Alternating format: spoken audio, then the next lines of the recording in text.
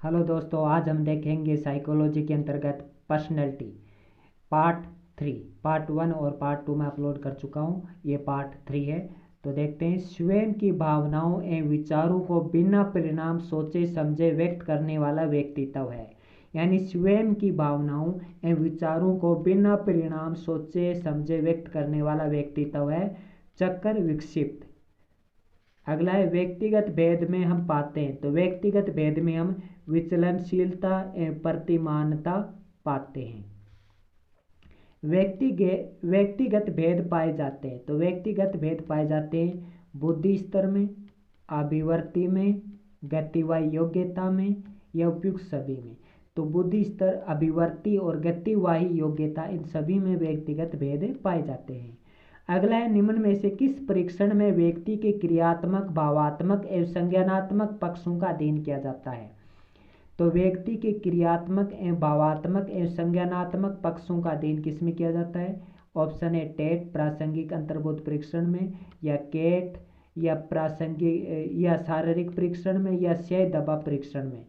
तो ऑप्शन होगा क्षय दबाव परीक्षण में। व्यक्ति के क्रियात्मक, भावात्मक एवं संज्ञानात्मक इन तीनों पक्षों का अध्ययन क्षय दबाव परीक्षण में किया जाता है। याद रखिए। छात्रों का किसी चित्र के माध्यम से व्यक्तिगत उल्लेख करना किस प्रकार का परीक्षण है? यानी जो छात्र हैं उनके व्यक्तिगत उल्लेख है वो चित्रों के माध्यम से करना किस प्रकार का परीक्षण है? यह है टेट यानी प्रासंगिक अंतर्बोध परीक्षण। अगला है व्यक्ति के अचेतन मन की विभिन्न दमित इच्छाओं का परीक्षण किया जाता है। व्यक्ति के अचेतन मन की विभिन्न दमित इच्छाओं का परीक्षण किया जाता है। ऑप्शन है मनोविश्लेषण, ब प्रश्नावली विधि, स प्रशिक्षण विधि, द वस्तुनिष्ठ विधि। तो दमित इच्छाओं का अगर परीक्षण करना है तो हमें प्रशिक्षण विधि का प्रयोग करना चाहिए। अगला मनोविज्ञान अध्ययन की किस विधि में व्यक्ति अपनी स्वयं की क्रियाओं एवं विचारों का अध्ययन करता है? तो यह कहलाती है अंतर्दर्शन विधि। व्यक्ति अपनी स्वयं की क्रियाओं, स्वयं के विचारों का अध्ययन करता है, वो करता है अंतर्दर्शन विधि के अंतर्गत। अगला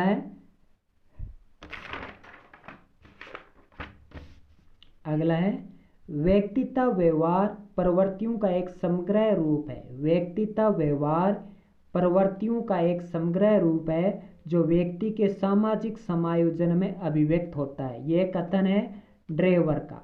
ड्रेवर ने क्या कहा है कि व्यवहार प्रवृत्तियों का एक समग्र रूप है जो व्यक्ति के सामाजिक समायोजन में अभिव्यक्त होता है। अगला प्रश्न, व्यक्तित्व किसी व्यक्ति के संपूर्ण व्यवहार प्रतिमान, इसकी समस्त विशेषताओं के योग को व्यक्त करता है। यह कथन है बिग तथा हिंट का। बिग तथा हिंट ने कहा है कि व्यक्तित्व किसी व्यक्ति के संपूर्ण व्यवहार प्रतिमान, इसकी समस्त विशेषताओं के योग को व्यक्त करता है।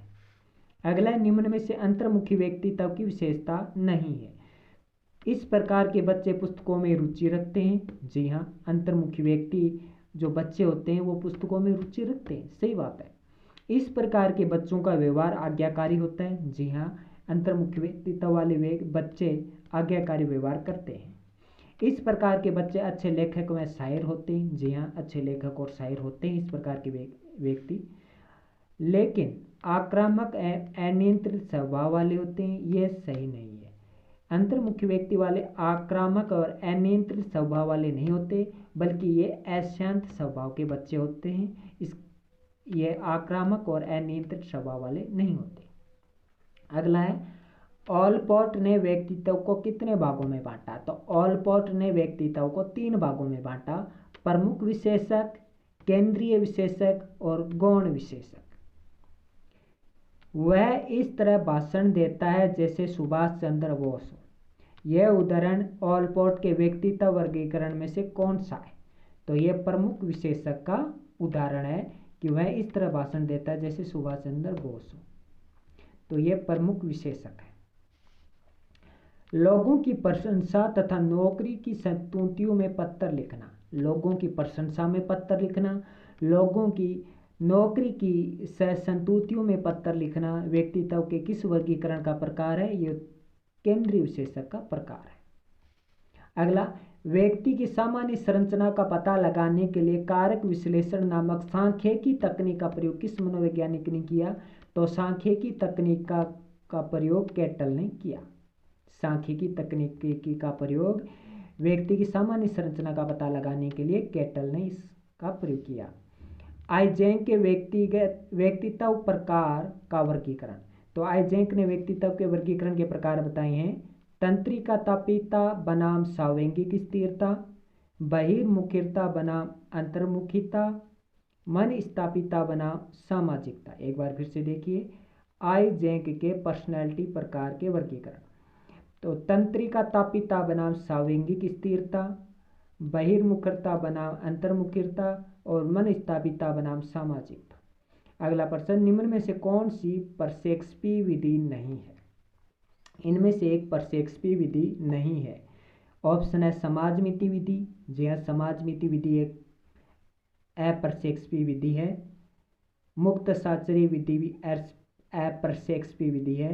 निर्धारण मापनी भी अपर्सेप्टिव विधि है, लेकिन वाक्य पूर्ति अपर्सेप्टिव विधि नहीं है, वाक्य पूर्ति परसेप्टिव विधि है। तो निम्न में से कौन सी अपर्सेप्टिव विधि नहीं है? वाक्य पूर्ति अपर्सेप्टिव विधि नहीं है। इसके अलावा निर्धारण मापनी, मुक्त साचरी और समाजमिति विधि अपर्सेप्टिव विधि है। अगला, किस विधियों में अचेतन मन का अध्ययन नहीं किया जाता? तो किस विधि में अचेतन मन का अध्ययन नहीं किया जाता?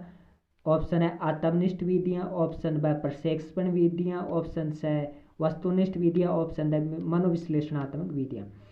तो आत्मनिष्ठ विधियां, मनोविश्लेषणात्मक विधियां और वस्तुनिष्ठ विधियों में अचेतन मन का अध्ययन किया जाता है, लेकिन अचेतन मन का अध्ययन नहीं किया जाता तो वो है प्रक्षेपण विधियां।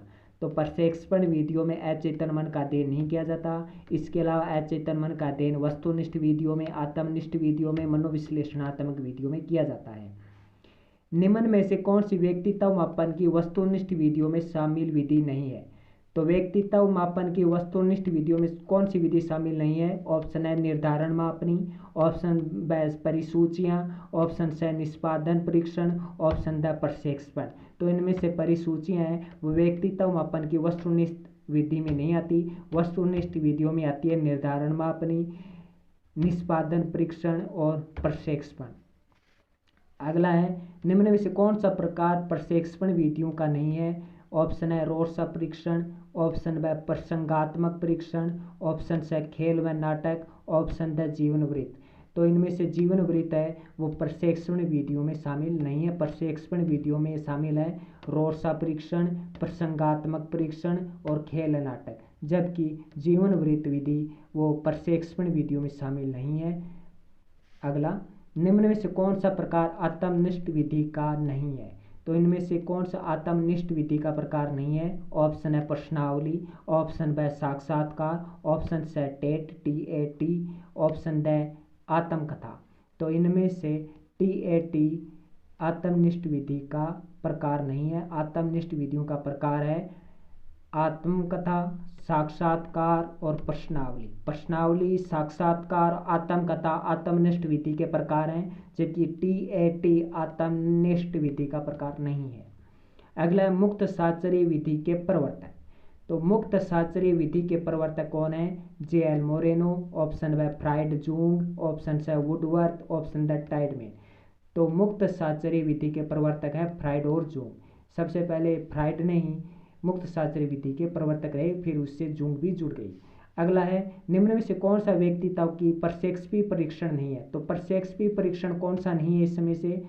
ऑप्शन है सेंक का वाक्य पूर्ति परीक्षण, ऑप्शन ब शब्द साचर्य परीक्षण, ऑप्शन से अलेक्जेंडर पास एलोंग परीक्षण, ऑप्शन द होल्टजमैन से दवा परीक्षण। तो व्यक्तित्व प्रक्षेपी परीक्षण नहीं है इनमें से अलेक्जेंडर पास एलोंग परीक्षण। अलेक्जेंडर पास एलोंग परीक्षण प्रक्षेपी परीक्षण नहीं बल्कि अप्रक्षेपी परीक्षण है। प्रक्षेपी परीक्षण में शामिल हैं सेंक का वाक्य पूर्ति परीक्षण, शब्द साचर्य परीक्षण और होल्टजमैन का क्षय दबा परीक्षण प्रक्षेपी परीक्षण है, जबकि अलेक्जेंडर पास एलोंग परीक्षण प्रक्षेपी परीक्षण नहीं है। अगला है, निम्न में से कौन सा परीक्षण व्यक्तित्व के मापन का प्रकार नहीं है? इनमें से कौन सा व्यक्तित्व के मापन के लिए कोई प्रकार नहीं है, परीक्षण नहीं है? ऑप्शन है MMPI, option B 16PF, option C Q sort और ऑप्शन ड WAIS। तो MMPI, 16PF और क्यू शॉर्ट व्यक्तित्व मापन के प्रकार हैं, जबकि WAIS व्यक्तित्व के मापन का प्रकार नहीं है। तो व्यक्तित्व मापन के प्रकार हैं MMPI, 16PF और क्यू शॉर्ट। 16PF यानी पर्सनैलिटी फैक्टर। अगला है, निम्न में से प्रश्नावली व्यक्तित्व परीक्षण की कौन सी विधि है? तो प्रश्नावली व्यक्तित्व परीक्षण की विधि कौन सी है? ऑप्शन है परसेक्सपी, ऑप्शन ब अप्रसेक्सपी, ऑप्शन सी व्यक्तिगत, ऑप्शन ड अर्थ परसेक्सपी।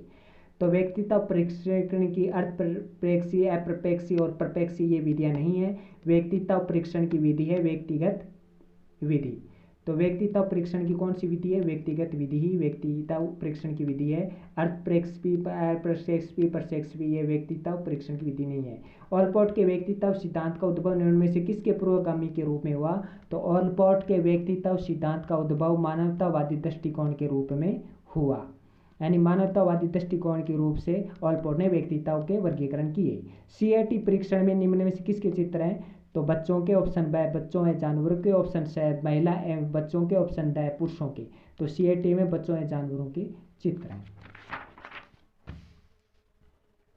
अगला, कॉल रॉजर्स ने व्यक्तित्व के विकास के लिए किस अभिप्रेरक को शक्ति कहा है? तो संतुष्टि अभिप्रेरक को। याद रखिए, कॉल रॉजर्स ने व्यक्तित्व के विकास के लिए संतुष्टि अभिप्रेरक को शक्ति कहा है। किस मनोवैज्ञानिक के अनुसार व्यवहार लक्ष्य से उन्मुख होता है तथा लोग सदा अनुकूल तथा आत्म सिद्धि वाले व्यवहार का चयन करेंगे? तो कॉल रॉजर्स के अनुसार व्यवहार लक्ष्य से उन्मुख होता है और लोग सदा अनुकूल तथा आत्म सिद्धि वाले व्यवहार का ही चयन करेंगे, कॉल रॉजर्स का कहना है।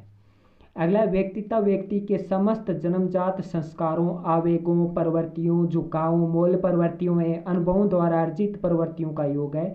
यह कथन है मार्टन प्रिंस का। मार्टन प्रिंस कहते हैं कि व्यक्तित्व व्यक्ति के समस्त जन्मजात संस्कार, आवेग, प्रवृत्ति, झुकाव, मूल प्रवृत्ति, अनुभव जो भी हैं, जो भी अर्जित प्रवृत्तियां, उनका ही योग व्यक्तित्व है। तो ये कहना मार्टिन प्रिंस का। अगला, निम्नलिखित सुमेलित कीजिए। तो निम्नलिखित को सुमेलित कीजिए। Option A 16PF kettle, option ब TAT परीक्षण मुर्रे, ऑप्शन सी IPQ परीक्षण आइजेंक, ऑप्शन ड EPP परीक्षण एडवर्ड। तो ये सभी सुमेलित है पहले से ही। 16PF केटल, TAT परीक्षण मुर्रे और मॉर्गन, IPQ परीक्षण आइजेंक और EPPS परीक्षण एडवर्ड, IPQ परीक्षण आइजेंक। अगला, काम संबंधी इच्छाओं की प्रवृत्तियां किस मन से में निहित रहती है? तो जो काम संबंधी इच्छाएं होती हैं वो अचेतन मन में होती हैं। व्यक्ति एवं समाज के मध्य समायोजक के रूप में कौन सा मन कार्य करता है? तो व्यक्ति एवं समाज के मध्य समायोजक के रूप में अहम यानी ईगो कार्य करता है। बालक में अनेक इच्छाओं की उत्पत्ति होती है, किंतु वातावरण सभी इच्छाओं की पूर्ति नहीं करता, जिससे निराश हो जाता है व्यक्ति और फलस्वरूप में वातावरण के प्रति एवं स्वयं के प्रति जागरूक होने लगता है। ये मन का कौन सा प्रकार है? यह अहम का प्रकार है।